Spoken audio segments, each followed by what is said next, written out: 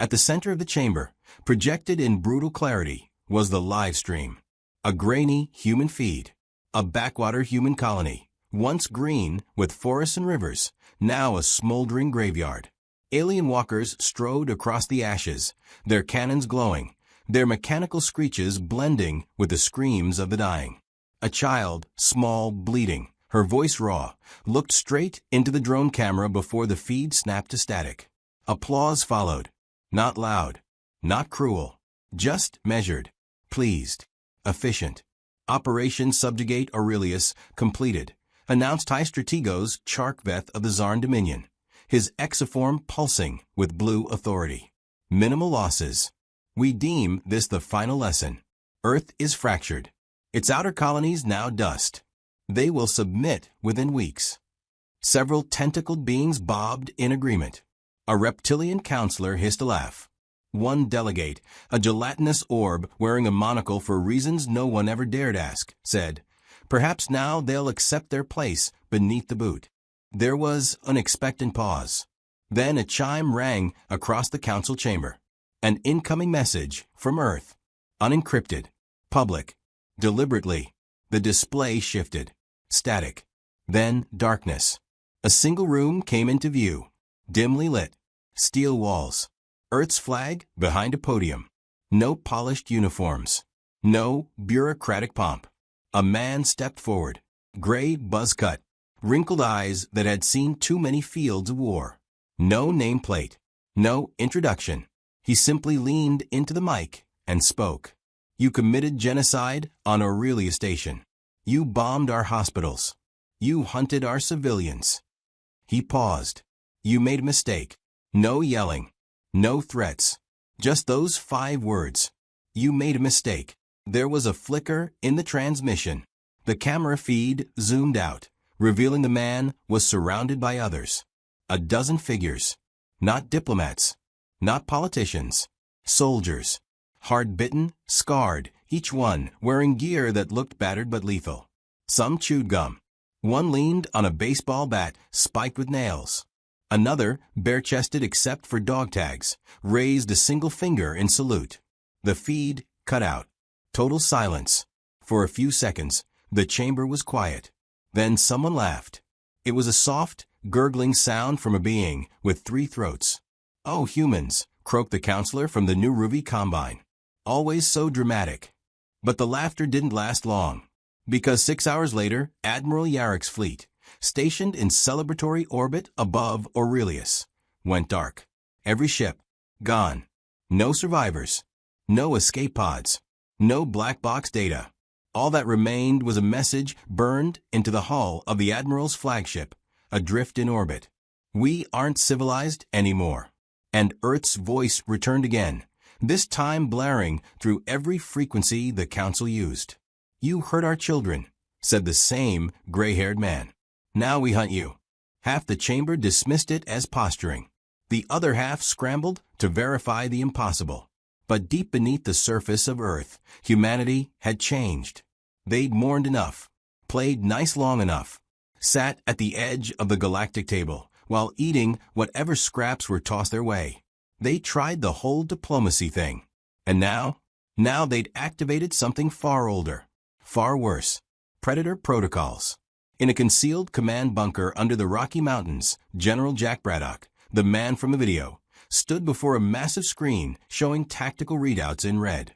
His voice was gravel and gunpowder, his jaw set like carved stone. "We've confirmed the Empire used playgrounds on the Aurelius colony," his aide said, eyes heavy with fury. "They weren't just trying to wipe us out. They wanted it to hurt." Braddock nodded. "Tell Project Hades they're greenlit." His aide hesitated. "Sir, that program was shelved for." Braddock didn't blink. Greenlit. Moments later, a transmission bounced off 8 different relay satellites, ghosting through 100 blacklisted channels before reaching a small spaceport in Earth's orbit. Captain Lex Monroe was halfway through her 3rd shot of espresso when her wristband blinked crimson. She looked down at it, then smirked. Finally, she stood, slinging her combat jacket over one shoulder, and yelled across the hangar, "Mondo, Bubbles, grab your gear. It's go time." Sergeant Mondo popped his head out of a ventilation shaft. "Is it the lizard people again?" "No," she said. "The real ones this time." Bubbles, Private Jessica Tran, who had once terrified an alien ambassador by singing the Full House theme in the middle of a hostage negotiation, grinned ear to ear. "Does this mean I can finally use the cassette grenades?" Monroe tapped her wristband, voice smug. "Operation Boogeyman is a go." Aboard the human strike cruiser Doom Prophet, the squad assembled with a wild mix of gear. Duct tape bombs, sound-based weapons that played 80s glam rock at frequencies designed to shatter alien bone structures. Modified laser rifles shaped like super soakers. Their flagship AI, Hank, greeted them with his usual grumpy sarcasm. "Finally dragged yourselves in, huh?" the AI crackled. "I've been prepping for this since they blew up Kansas." Lex snapped her helmet into place. "You don't even like Kansas." "I like Earth, Monroe. All of it. Even Florida." The ship's engines flared. Course plotted. Alien Empire Forward Command. Location, Exo Sector 5. Population, 1.2 billion alien citizens and 2 regiments of elite guards. Target, terrorize and humiliate. As Doom Prophet vanished into hyperspace, General Braddock leaned against a table, watching live feeds from other human units mobilizing. They weren't sending full armies. Not yet. Just select teams. Predators. He picked up a small photo off the command table. It showed a young girl. Brown hair. Big smile. The kind only kids have when they think the world is safe. Aurelius. He set the photo down. They would never feel safe again. 3 days later, the Galactic Council held an emergency meeting. Not because of casualties, though there were many, but because of confusion. Total, gut-wrenching confusion. Entire bases were infiltrated with no breaches. Supply lines vanished. Important officials woke up with their heads shaved, bodies zip-tied to hovercrafts, and signs on their backs reading, "I started the genocide, and all I got was this lousy PTSD." Worse, someone hacked the Empire's official anthem and replaced it with Eye of the Tiger. Counselor Charkveth slammed a clawed fist on the table. "These are not civilized tactics." A new voice cut in.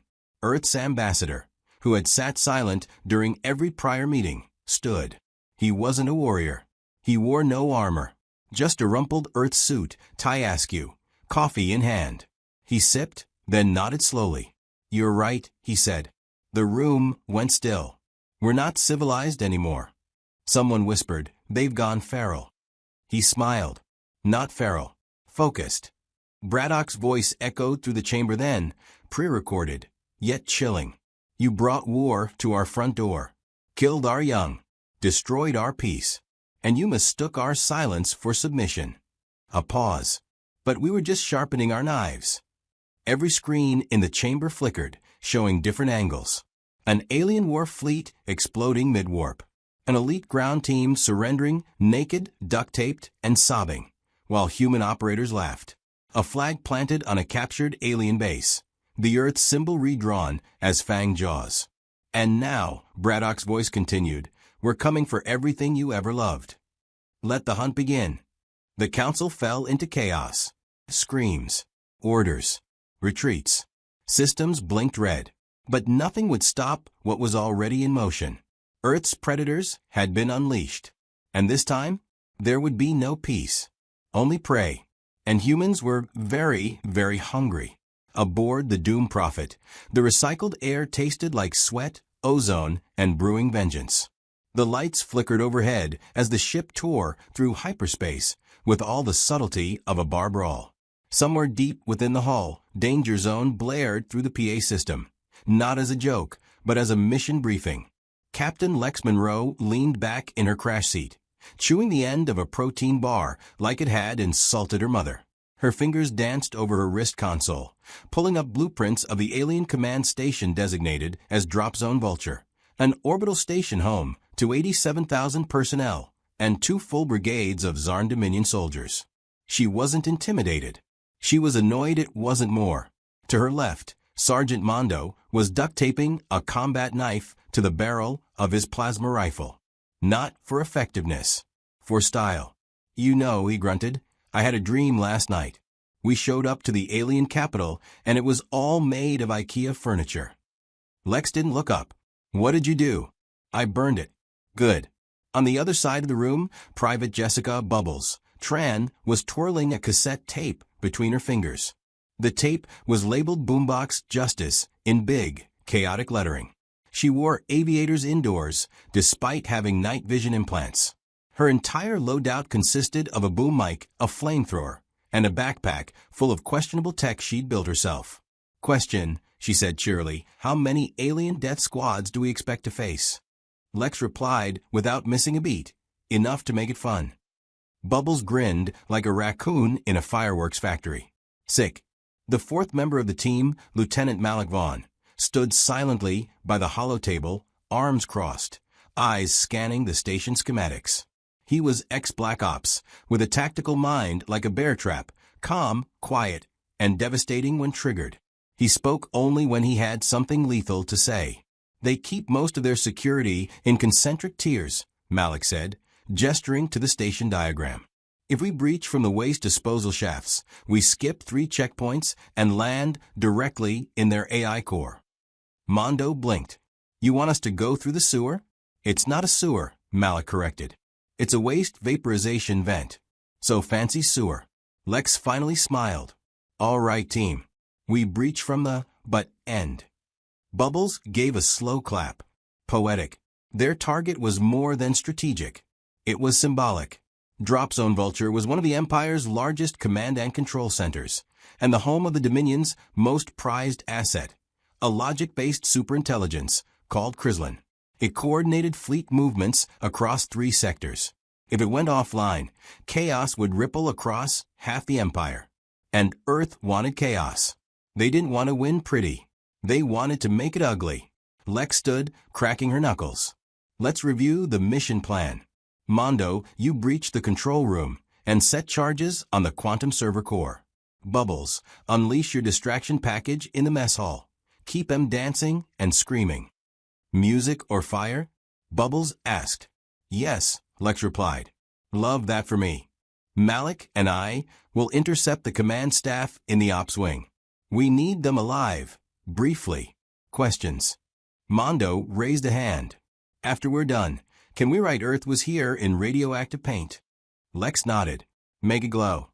The doomed prophet dropped out of hyperspace 30 kilometers from the station, cloaked in a jamming field thick enough to fry satellite dishes. The crew suited up, sleek black armor fitted with adaptive camo and old-school decals, flames, skulls, smiley faces. Lex's helmet flickered on. The HUD showed her squad's vitals. All green. All itching for the kill. Hank, she said, addressing the ship's sarcastic AI. Keep us cloaked. Monitor for reinforcements. And if we die, make sure our death video is set to free bird.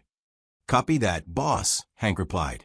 Also, I updated Mondo's playlist to Total Eclipse of the Heart. You're welcome. Bastard. A launch tube hissed open. The strike team shot into space inside torpedo-like pods, silent as vengeance. They streaked toward the station, impacting the outer hull near the vapor vents. Magnetic clamps deployed.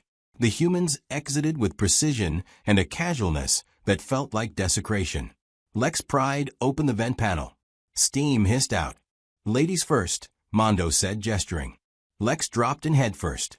They crawled through the stinking shaft, tight, hot, and humming with mechanical vibrations. Their armor filtered the worst of it, but it was still an undignified entry. By the time they reached the extraction grill above the AI core chamber, Lex was already grinning. Showtime. They dropped into the room with synchronized fury. 2 guards spun, too late. Mondo gunned one down. Bubbles lobbed a cassette grenade at the other. Here comes the boom, she whispered. The grenade burst in midair, unleashing an ear-splitting rendition of Never Gonna Give You Up, followed by a fireball. Lex moved to the core panel. Crislin, this is your wake-up call. Earth says hi. A mechanical voice replied, cool and inhuman. You are violating Imperial jurisdiction. Surrender or face neutralization. Lex spat gum on the console. We're already past surrender, sugar. Mondo set charges, fingers flying across alien controls like he'd been born on this ship. We've got 10 minutes before this thing goes boom and sends every fleet in the sector blind. More than enough. Cut to Bubbles, currently juggling Molotovs in the alien mess hall, while screaming, "This is why you never cancel Baywatch." The room was chaos. Alien officers dodged fire and bass-boosted explosions. Someone was crying. Someone else was dancing uncontrollably, caught in the feedback loop of an Earth dubstep bomb. Malik and Lex stormed the command wing, taking out guards with stun rounds and savage takedowns. They breached the command nexus, a wide chamber with holograms, shrieking alarms, and the Zarn Admiral staff frozen in confusion. Who dares?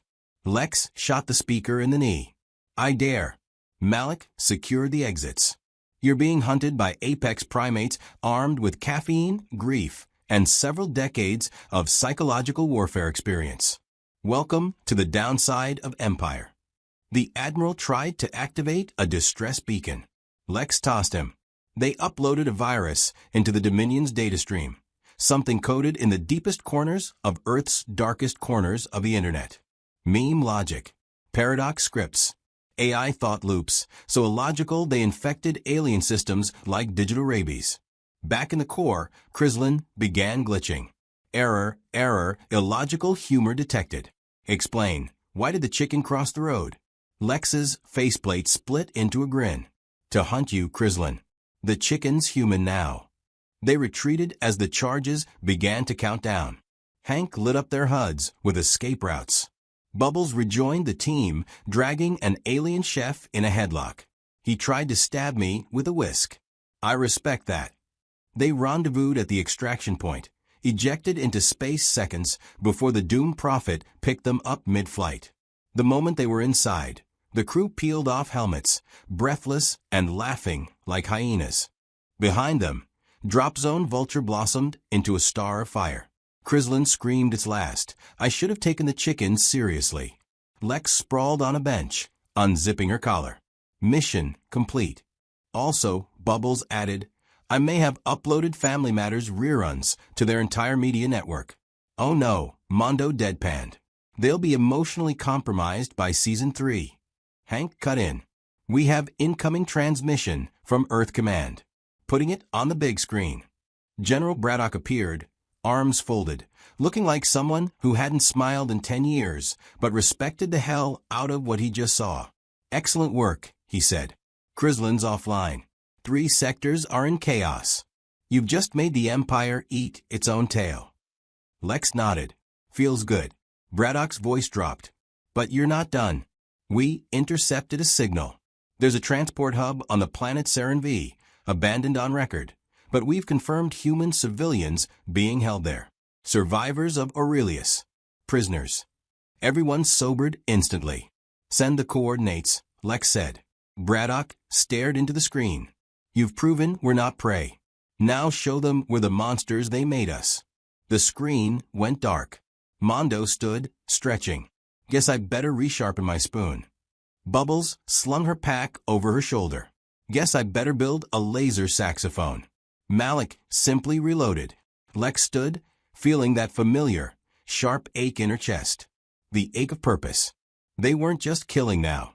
They were saving. As the ship's engines fired up for their next destination, a single thought echoed through Lex's mind. Let them fear the dark. Because, in the dark, humans hunt best. The Empire didn't take the destruction of Drop Zone Vulture well. In the days that followed, transmissions across the galaxy turned frantic. Entire sectors reported malfunctions. Rogue AIs quoting sitcoms from the 1990s, and command staff hallucinating chickens at critical operations briefings. Panic spread faster than plasma fire in zero gravity. But the worst hadn't come yet. Not until the first planet vanished. Lex Monroe stared at the holographic display aboard the Doom Prophet as the blinking icon labeled Saren V blinked once, twice, then vanished. No impact signature. No comms. No debris. Just gone. She frowned. Say that again. Hank's voice cut through the silence, unusually serious. Saren V is no longer transmitting. Orbital satellites confirm the planet's mass is missing from its spatial coordinates. It has ceased to exist in every measurable sense. Bubbles squinted at the display. Is that a thing? Can a planet just nope out of reality? Mondo leaned back in his chair, arms folded. That's what I used to call my ex. Malik, ever the tactician, didn't crack a smile. Was it them or us? Lex kept her eyes on the blank spot where a world used to be. Saren V was where the prisoners were supposed to be held. Malik nodded grimly. So either the Empire wiped it before we got there, or someone else beat us to it. The thought left a heavy silence hanging in the air. Braddock's face appeared again, summoned without prompt, a rare expression of concern etched across his normally stone-carved features. You're not the only predator on the board anymore. Lex didn't blink. You think the Empire's doing this to hide what they've done? No, Braddock said. I think they poke something worse than us. The briefing cut to static. Then to grainy footage, shaky, distant, clearly from a scout drone. A moon-sized object, blacker than vacuum, drifted over a desert world in Sector 19. As it passed, oceans froze. Gravity twisted. Lights died across cities.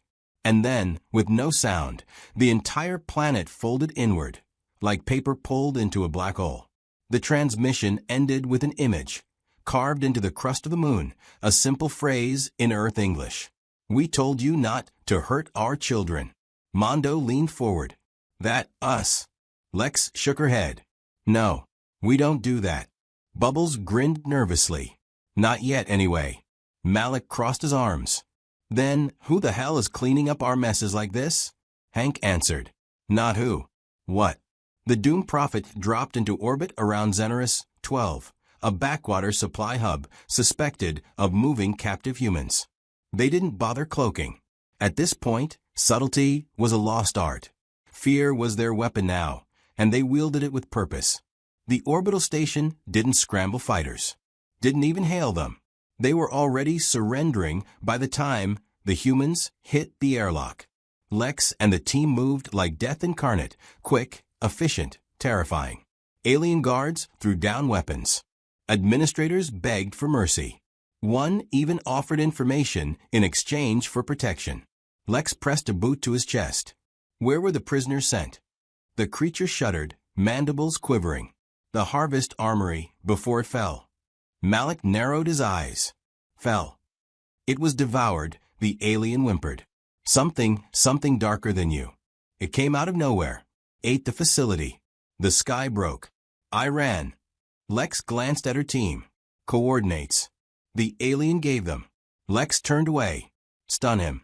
Mondo obliged with a casual jab of a neuroprod. The alien twitched and crumpled to the floor. Bubbles was already walking toward the shuttle, humming sweet dreams. Are made of this, under her breath. You know, I always figured if someone beat us to vengeance, I'd be mad. Are you? Lex asked. Bubbles considered it. Kinda. But also impressed. They arrived at the coordinates 6 hours later, weapons hot. The Harvest Armory, or what was left of it, floated in orbit above a dead planet. Its structure was torn like taffy, half melted and wrapped in black tendrils of unknown composition. Hank scanned the debris. No known materials matched these readings.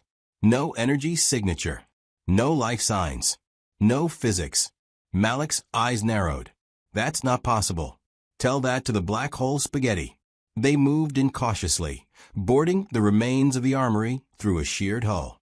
The moment they entered, their suit sensors glitched. HUDs flickered. Sound dampened. Lex looked around. The walls pulsed. Not metaphorically. They actually pulsed like breathing metal. Alien corpses floated everywhere. Eyes wide, limbs twisted. No wounds. Just fear. They advanced to the central cell block. What they found chilled them to their bones. Every prisoner had been freed. Not a single human body. No signs of struggle. Just a single phrase carved into the steel floor with fingernail-deep gashes. They are ours to protect. Malik stared. This isn't an enemy. Lex disagreed. No, it's something ancient. Something watching. Waiting. An ally? Mondo asked hopefully. No, Lex said. Not ally. Not enemy. Bubbles tilted her head. Then what? Lex touched the words carved in steel. A shadow. One that's been waiting for the right moment to come back. Back aboard the ship, the team cleaned gear and ran diagnostics. The tension was palpable. Even Hank, who could usually be counted on for snark, remained quiet. Malik sat across from Lex, arms on the table. We set out to make them pay. To teach the Empire that humans weren't weak. Lex nodded. And now we're finding out, Malik said, that the universe may have already been watching. Lex exhaled. And decided we were the trigger. Mondo slouched in, holding a snack pouch. Okay, so hear me out. What if we're not the apex predators here? What if we're just a bait? No one uses humans as bait, Bubbles said. We're too spicy. The thought lingered.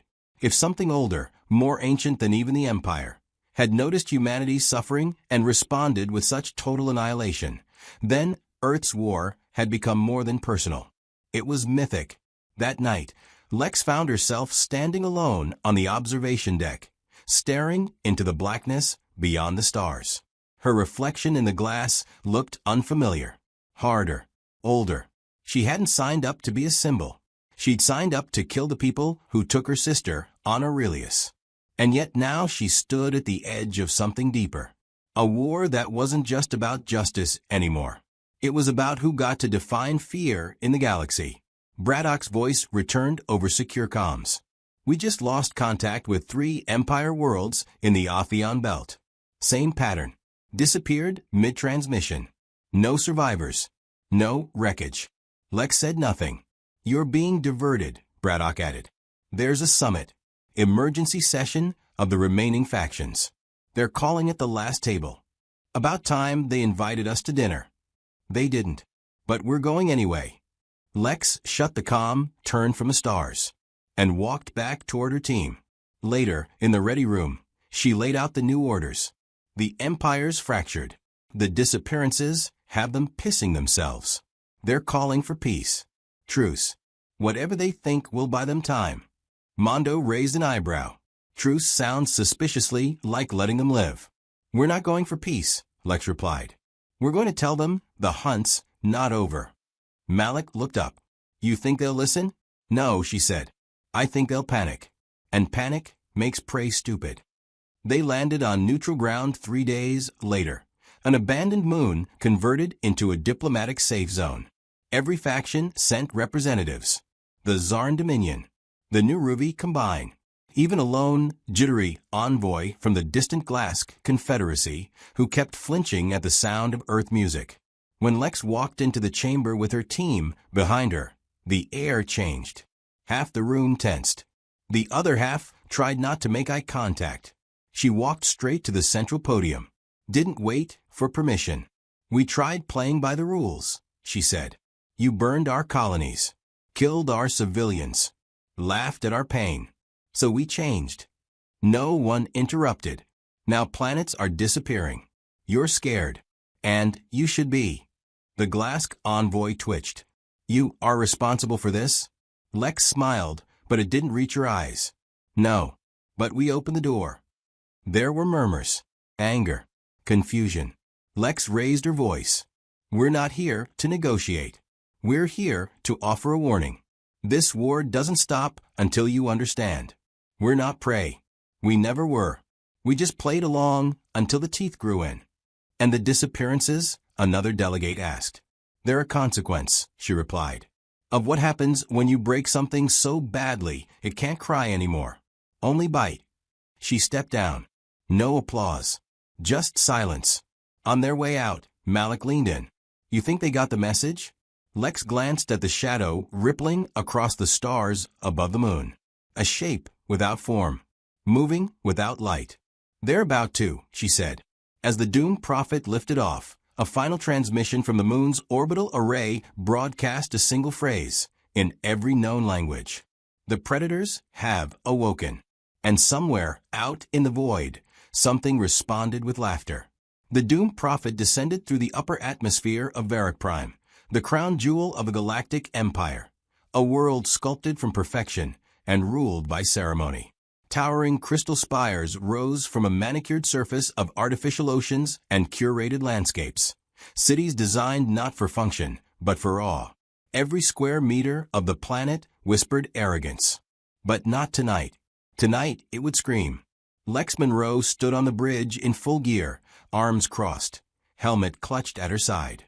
Her face was calm, but her eyes burned with war. Below them was the central command of the Dominion, the seat of its military, the place where the order had been given to erase Aurelius.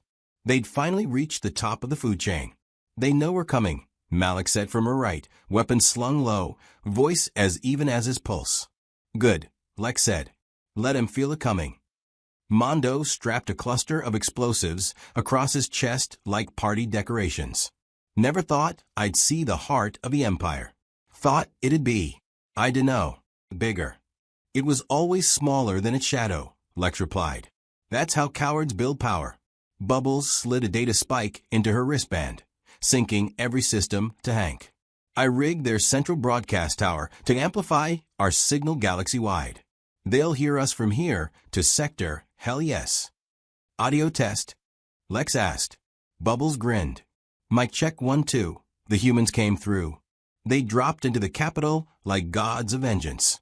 Their ship cloaked until the last second, then slammed through the top of the Grand Spire, shattering glass, steel, and ceremony. From the smoking crater, the team walked out like the end of a prophecy. Soldiers poured in. Precision drills. Formations. Every elite warrior the Empire had left. They fell within minutes. Lex didn't shoot to wound. Neither did her team. Every bolt was retribution. Every step forward was a monument to the dead. The Dominion High Command barricaded itself inside the Crystal Sanctum, a vault of light and illusion at the city's heart, protected by energy fields and reality-bending tech only a sadist would think to design. So Bubbles laughed. "Reality fields? I brought an unreleased copy of Windows 95, Doom Edition. Say goodbye to physics." She jammed a spike into the wall console. A moment later, the field screamed and collapsed. Lex led them in. Inside, the remaining leaders of the Empire stood in terror. Not with defiance. With disbelief. You're not supposed to be here," one stammered. Lex leveled her rifle. "Neither were you on Aurelius."